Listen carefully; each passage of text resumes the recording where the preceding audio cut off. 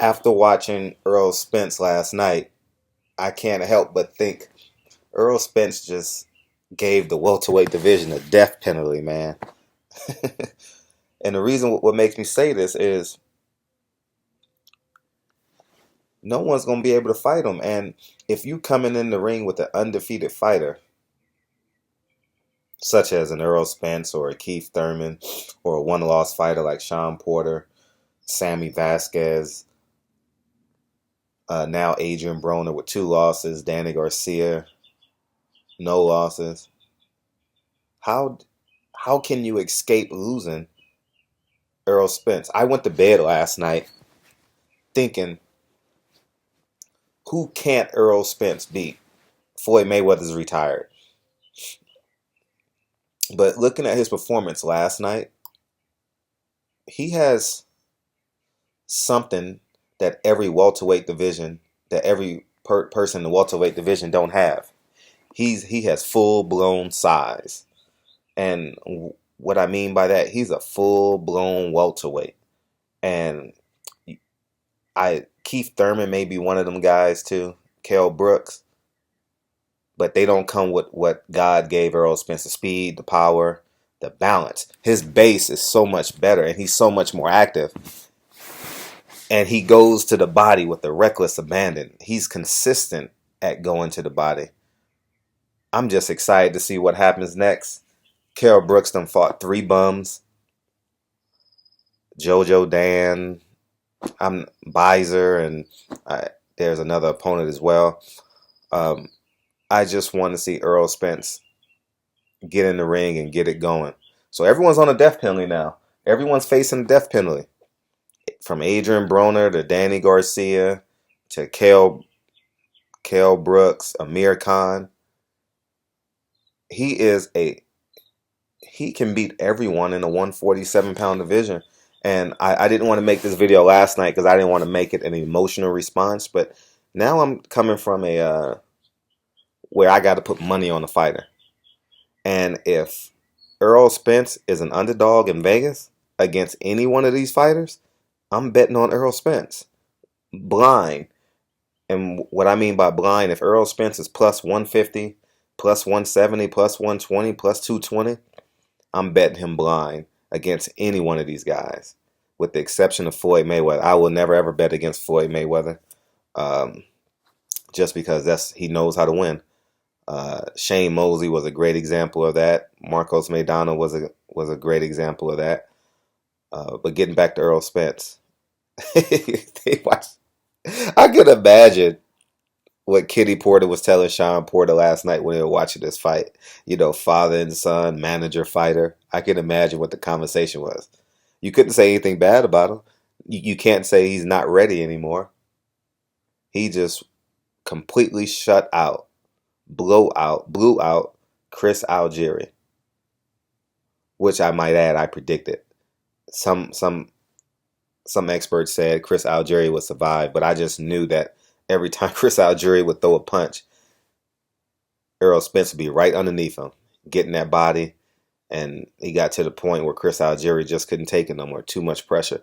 And getting to Errol Spence pressure, it's pressure that you know something is coming. It's coming with substance.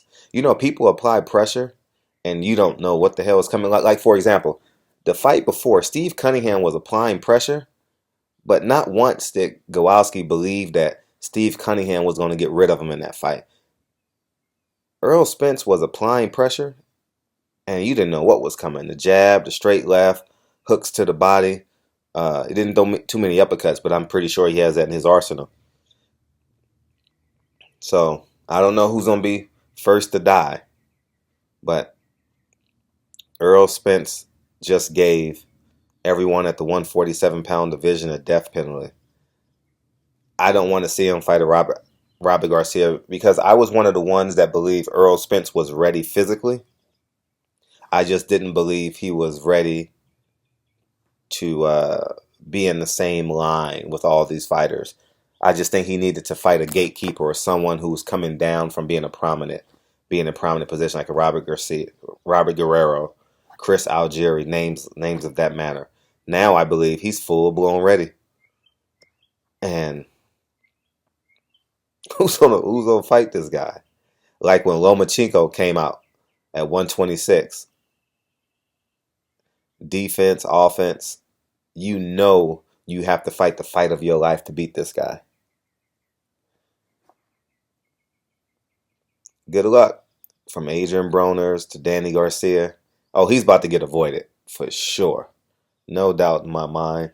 And it's interesting to note that all these undefeated fighters are under Al Heyman. But what's more interesting is Errol Spence might be able to get a fight with a Jesse Vargas, a Timothy Bradley, just because Timothy Bradley has no one to fight on the other side. And Jesse Vargas has no one to fight on the other side. Timothy Bradley and Jesse Vargas shouldn't fight each other just because it's a parallel move and it's not really an exciting fight. It's a revenge fight. It's a regional fight. So I would say Vegas, LA, that's a regional fight. I don't believe HBO would invest money in that fight. So I don't think so. Timothy Bradley needs to come back in September against someone or October. He deserves 5 to 6 months off and fight someone that's credible. So we just have to sit back and see. But Errol Spence, I appreciate you last night. You got me. You rejuvenated me about boxing. You look fresh too. You look exciting. You look like you're a must-watch fighter. And I'm interested to see after one of these big name wins, are they going to say, well, we can? They obviously not going to call it Errol Spence. They obviously have to aim higher.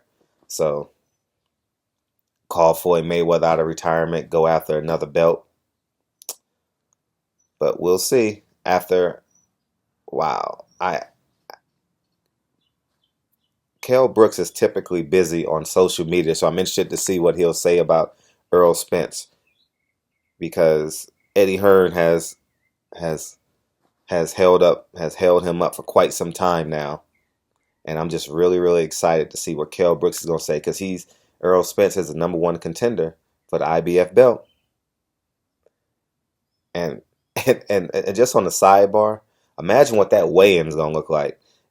That will be an impressive weigh-in. That's kind of like Shane Mosley and Floyd Mayweather.